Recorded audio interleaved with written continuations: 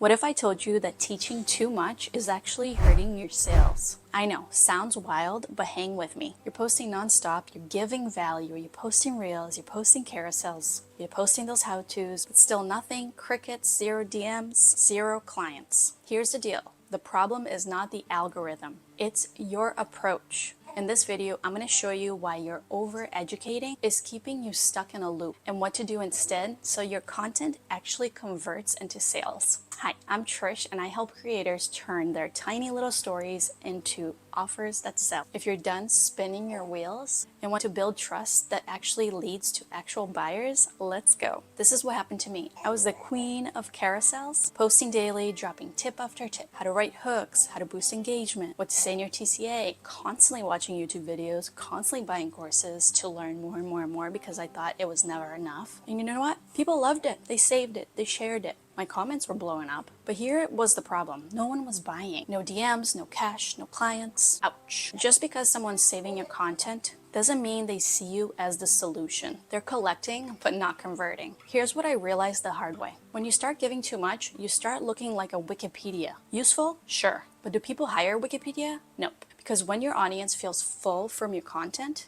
they don't think they need more. They're not ghosting you. They're just satisfied off your free samples. It's like going to Costco. You show up for one thing and you leave with nothing because you had some samples and it filled you up. You didn't buy the product. You just had a little snack and now you're good. That's what overteaching does. It gives you just enough for people to walk away. So instead of feeding them more info, spark interest, create a gap, and show them what they need more. You don't have to give everything away. You don't need to give out the entire solution. Your real job is to help people see their problem clearly. So they say, yes, I need this. That's me. The best way to do that, tell a real story. Stories can make people feel something. It helps the audience feel themselves in your content. And when they do, it just makes more sense for them. This actually happened to me. I was posting all the value tips. It was looking great, it was sounding great, but nothing was converting. So I tried something different. I shared a story about my first launch flopping. Kept it simple, honest, no fluff, and that one post brought me in 3 ready-to-buy dream clients. Why? Because people aren't drawn to perfection. They're drawn to real. So share that messy middle. That's where trust is built. And you might be thinking, if I stop teaching, won't people not trust me? Won't people think I'm not legit? Here's the truth. People don't buy because you taught them something.